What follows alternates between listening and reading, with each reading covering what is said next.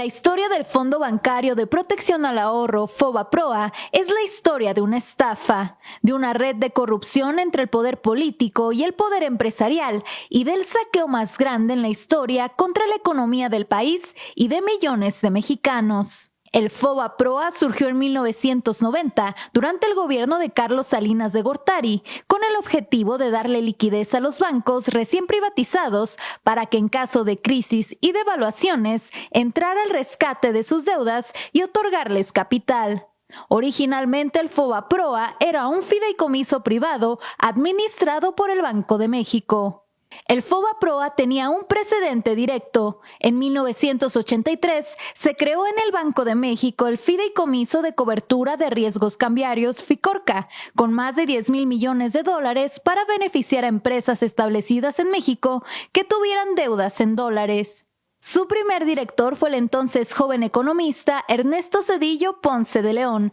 recién doctorado en la Universidad de Yale. El FICORCA, como el FOBAPROA, fue un instrumento para beneficiar a grandes empresarios que contribuyeron a las campañas políticas del PRI y al ascenso de la nueva élite de tecnócratas. FICORCA benefició al menos a 209 empresas que pertenecían a los 30 grupos empresariales más poderosos. En diciembre de 1994, tras el final trágico del sexenio de Carlos Salinas de Gortari y ante el escenario de un enorme déficit en la cuenta corriente, a su llegada a la presidencia de la República, Ernesto Zedillo decidió devaluar el peso de manera discrecional, avisando solo a un grupo selecto de empresarios nacionales y extranjeros, provocando con ello una fuga de capitales súbita, el aumento de las tasas de interés y la consecuente quiebra de millones de empresas y de mexicanos que no pudieron pagar sus deudas con los bancos. La cartera vencida se disparó en 150% en solo unos meses. El efecto fue tal que entre 1994 y 1996 la población en pobreza aumentó en 17 millones de personas, para sumar un total de 64 millones de personas en pobreza. Como consecuencia del error de diciembre, durante ese sexenio la moneda mexicana perdió más de la mitad de su valor, pasando de 3.4 pesos por dólar a 9.4 pesos por dólar. El gobierno de Ernesto Zedillo decidió endeudarse con 50,000 millones de dólares frente al gobierno de Estados Unidos y del Fondo Monetario Internacional, elevando a 164,000 millones de dólares la deuda externa, cifra sin precedente en la historia del país. Zedillo firmó una carta de intención con el FMI para acelerar el proceso de privatización de empresas estatales, elevar las tasas de interés de manera inusitada, lo que provocó la quiebra de cientos de miles de familias y generó el famoso efecto tequila de la recesión económica mexicana.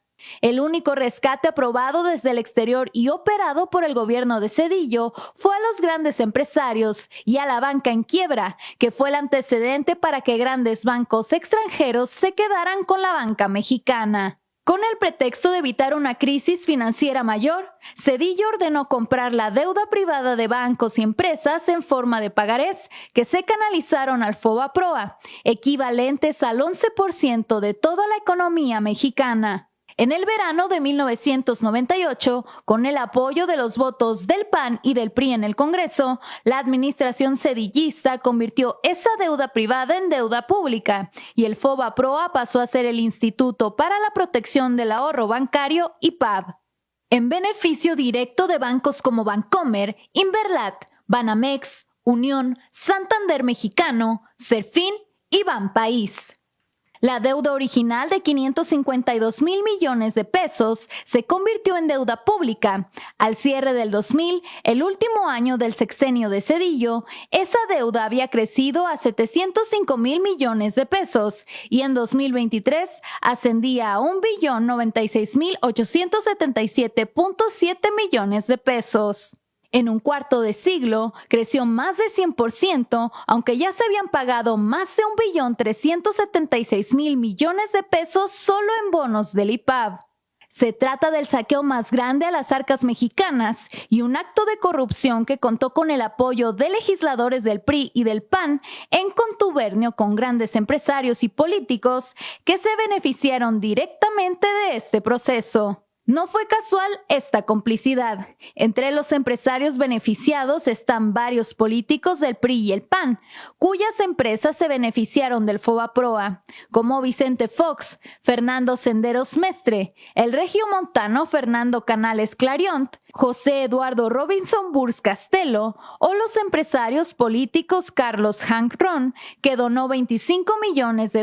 a las campañas electorales de Zedillo y de Roberto Madrazo en 1994, o los casos más conocidos de Carlos Cabal Peniche, Fernando Laquenau Rocha y Ángel Isidoro Rodríguez, y grupos empresariales importantes vinculados con Pablo Escandón Cusi, Manuel Gómez Daza Rangel, Claudio X González Laporte, Agustín F. Legorreta Chaubet, la familia Ballesteros, Valentín Díez Morodo, David Peñalosa, Ricardo Salinas Pliego y Enrique Molina Sobrino. El FOBAPROA fue el modelo para otros rescates discrecionales, como el carretero de 1997, que costó más de 165,000 millones de pesos, o el rescate azucarero de 27 grandes ingenios por más de 30,000 millones de pesos. En 2005, la Comisión Investigadora del Senado de la República sobre el FOBAPROA y PAV consideró a este mecanismo como un despojo en el que se detectaron operaciones irregulares por montos millonarios, por las que se presentaron denuncias por defraudación fiscal, tráfico de influencias, uso indebido de atribuciones, conflicto de intereses, fraude corporativo, uso de información privilegiada, engaño y perjuicio a la nación. Hasta Carlos Salinas de Gortari, ex jefe de Zedillo y padre del neoliberalismo, calificó al FOBAPROA en su libro La década perdida como una capitulación y entrega de áreas fundamentales de la economía a extranjeros.